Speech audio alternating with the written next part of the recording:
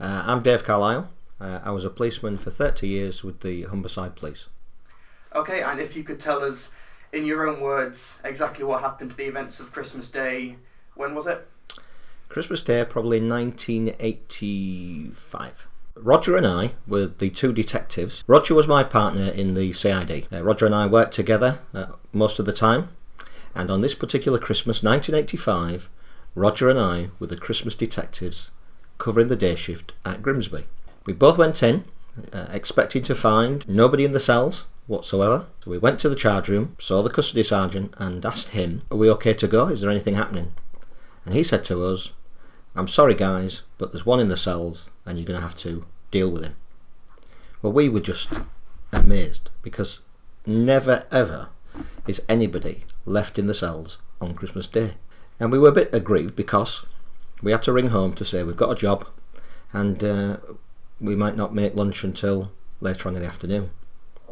Anyway, I asked the sergeant what the job was, and he told me the following story. This man had worked Christmas Eve at the oil refineries, and on his way home he decided to burgle a flat. And he got caught in a particularly unusual way, because he was actually trying on a pair of women's knickers. In his haste to get away from the bedroom, he dropped his wallet. Well, dropping his wallet obviously meant we knew who he was.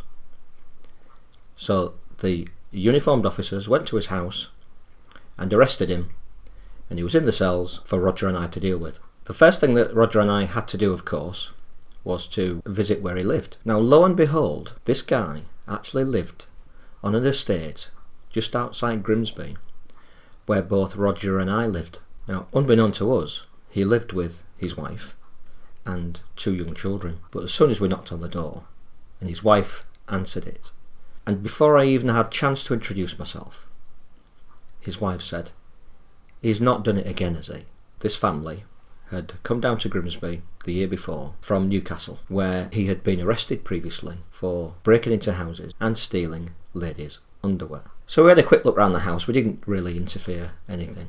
But before we left, the kids said to me, "Would you mind giving this to my dad?" And it was a packet of Hamlet cigars. Now, it was at a time then you could obviously smoke it in the police cells.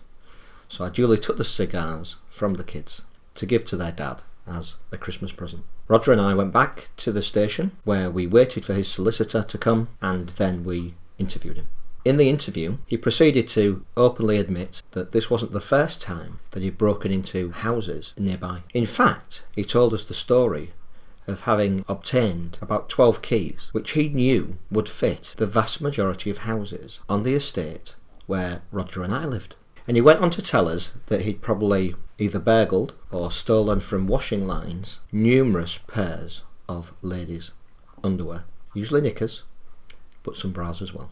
Now, we were not going to tell him for 1 second where we lived, but we were very interested to know exactly where he'd been. So the decision was, in the afternoon, to take him out, put him in the back seat, and we went driving round the estate where both Roger and I lived. Now, this guy had only been doing it for about 6 months, but he burgled probably about 30 houses, and he started pointing out houses that he'd burgled, which was all very good for us. Roger was driving, and I was writing down the addresses, making notes, and all of a sudden, as we drove down one of the main streets on the estate, he told us to turn right. It was the street where Roger lived.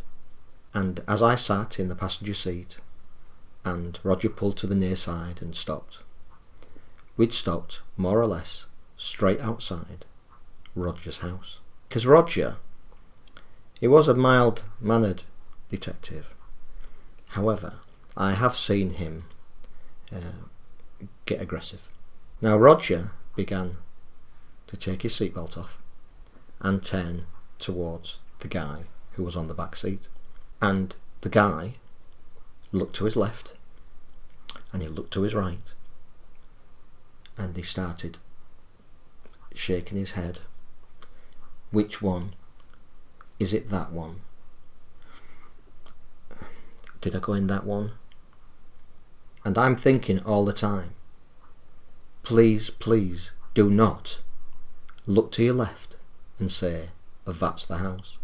And I knew that if he pointed that house out, that all of a sudden a right arm would go over Roger's shoulder with a clenched fist and straight into this guy's mush. And he looked again to his right and he looked again to his left, and I'm almost praying, don't do it. And the guy looked to his left once again and looked to his right and then said, that's the one. And it was the one opposite Roger's house. Both Roger and I sunk into our seats, relieved. That guy didn't know how close he had come to all of a sudden receiving one of Roger's special right hooks.